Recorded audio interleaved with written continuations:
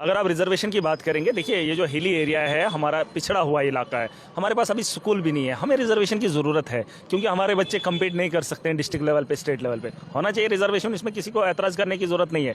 और दूसरी बात, जैसे शहरों के अंदर बच्चों के लिए बेहतर स्कूल हैं, तो रिजर्वेशन पॉलिसी में जो रिव्यू करने के लिए जा रहे हैं, उन लोगों को सोच समझ कर फैसला करना होगा क्योंकि रिजर्वेशन बड़ा मैटर करता है। और खास करके आरबीए कैटेगरी के लोग हों या हिली एरियाज़ के हों, बॉर्डर एरियाज़ के लोग हों, जैसे अभी कश्मीर के अंदर कुछ ऐसे स्कूल हैं जहाँ इस वक्त भी बाहर एग्जाम दे रहे हैं, सर्दी का मौसम है, तो उन बच्चों को आप कैसे ओपन मेरिट में लाकर उन्हें कम्पीट करवाओगे? बहुत ज़रूरी चीज़ है और बारीकी से ये काम करना होगा ताकि ईमानदारी से लोगों को भी आप समझा सकें कि हमने ये कैटेगरी क्यों रखी, ये रिजर्वेशन क्यों रखी। जो भी पॉलिसी बनानी है आवाम के हित में बनानी है और आवाम को समझने में तकलीफ नहीं होनी चाहिए। सीधी वजह से कैटेगरी की बात आती है, कोई कास्ट की बात आती है, कास्ट के लोग जगह जगह होते हैं, कोई शहर के अंदर अमीरजादा भी है, कोई करोड़पति भी है, लेकिन वो उस कास्ट का फायदा ले रहा है। उस चीज़ को अगर रोक भी लिया जाए तो बाकी चीज़ों पर, जहाँ पर स्कूल की फैसिलिटी नहीं है, सड़क की नहीं है, मतलब कनेक्टिविटी बहुत सारी चीज़ों की है। हम भाई हमारे पास ऐसे भी इलाके हैं जहाँ बिजली नहीं है, जहाँ पानी नहीं है, जहाँ बच्चे अभी भी डो रहे हैं, और कुछ बच्चे ऐसे भी हैं जो पढ़ाई के लिए पैसा नहीं जमा कर पा रहे, मजदूरी भी कर रहे हैं और पढ़ने का काम भी कर रहे हैं। बहुत सारी चीज़ें उन पर देख रेख करनी चाहिए, उसके बाद पॉलिसी को फ्रेम करना चाहिए। एरिया के जो लोग आते हैं, मैंने पहले ही कहा कि उनको इसलिए नहीं देना है कि ये कहीं पहाड़ों पर रहते हैं।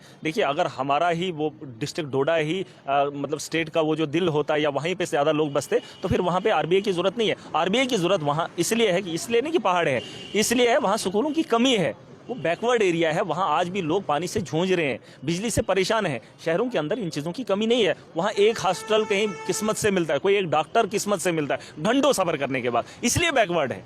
इसलिए नहीं है कि उस ज़मीन पे अगर इन्होंने काम किया होता वो बैकवर्ड नहीं होता है। हमें उसकी रिजर्वेशन की ज़रूरत नहीं होती। धर्म एक अलग है, जाति एक अलग है, लेकिन जाति के लोग जो वहाँ पर रह रहे हैं उनको रिजर्वेशन चाहिए। जो शहरों में रह रहे हैं, जो करोड़पति खरबपति है, वो भी रिजर्वेशन का फायदा लेंगे। उन चीज़ों पर बात करनी चाहिए। उनकी फिलहाल तो हम कम्पीट करेंगे तहसील लेवल, डिस्ट्रिक्ट लेवल बाद में देखेंगे। डिस्ट्रिक्ट लेवल पे होनी चाहिए, स्टेट लेवल पे होनी चाहिए, वो एक अलग अलग तरीका होना चाहिए। ये जाहिलों की जमात का सब इंस्पेक्टरी में 18 साल से ऊपर होना चाहिए और होना चाहिए ग्रेजुएट। 18 साल का ग्रेजुएट का है कहाँ है? 6 साल का बच्चा तो फर्स्ट में जाता है, 6 साल का बच्चा तो फर्स्ट। इन्होंने ग्रेजुएट लिखने की क्या जरूरत थी? फिर 18 साल से ऊपर एज रखने की क्या जरूरत थी? क्या है, कौन लोग हैं ये? क्या इनको समझ नहीं आ रही है? क्या तो ये लोगों को बेवकूफ़ समझते हैं या ज़मीनी हक़ाइक़ पे? आप सच बोल के दिखाओ। मैंने कहा जाति के नाम पे जो वो सर्टिफिकेट दिए जाते हैं, अगर कोई जाति का जम्मू की सिटी में रह रहा है तो उसको उसका बेनिफिट नहीं मिलना चाहिए, ये हक है। उसकी जगह अगर किसी गरीब को दूर दराज पहाड़ी इलाके को मिलता है तो नाराज नहीं होना चाहिए। हक बोलो, सच बोलो और अच्छा करो, तब जाके हम तरक्की करेंगे। आप इसी अमीर को अमीर ही बनाते जाओगे, गरीब को बोलोगे नहीं कम्पीट करना है नेशनल लेवल पे। मोदी के दौर में क्या हुआ? एलजी के दौर में क्या हुआ?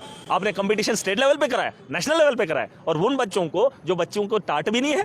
और अभी भी मैंने ट्वीट किया, देख लेना, कश्मीर के किसी स्कूल में बच्चे खुले में एग्जाम दे रहे और उन बच्चों का कंपटीशन ये शहरों के बच्चों से करवाएंगे। शर्म नहीं आती इन लोगों को? एजुकेशन का हुलिया नहीं सुधारा। हमारे एक स्कूल के अंदर कल की डेट में बकरियां थी, भेड़ बकरियों को उधर स्कूल में रखेंगे तो कंपटीशन में देश को लाएंगे।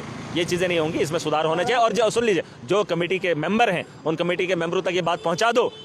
हक फैसला करना, जायज़ फैसला करना जो आवाम के हित में होगा। मैंने कहा ये जो तरीका है, इस तरीके पे भी ध्यान देना चाहिए। अगर आपने कोई पॉलिसी बना ली, आपका जवाब पुख्ता होना चाहिए और हर आदमी मानना चाहिए। हम तो पूरी ताकत से लड़ेंगे। मैंने तो पहले ही जाते जाते जिस दिन असेंबली में मौका मिला था, हमने कहा था डिस्ट्रिक्ट लेवल पे जो है पोस्टें होनी चाहिए, कंपटीशन वहाँ पे हो सकता है। आप उसको उठा के दिल्ली के या किसी और बाहर के हरियाणा के बच्चे से कंपटीशन करवाएंगे, वो नहीं हो सकता है। देश से कंपटीशन हम लोग अभी करने के अहल नहीं है क्योंकि हमारे स्कूलों का हुलिया अभी वैसा नहीं। कंपटीशन कुश्ती का हो तो मेरे गाँव के बच्चे से अखाड़े में किसी को भी लाओ, खेल का मैदान हो, किसी को भी अखाड़े में लाकर दिखाओ। ग्राउंड भी नहीं है लेकिन फिर भी खेलने का हुनर रखते हैं। लेकिन अगर एजुकेशन की बात आती है, एजुकेशन की फैसिलिटी मेरे इलाके पहाड़ों में नहीं है और उनका रिजर्वेशन से उनसे इख्तियारात वो नहीं छीनने चाहिए।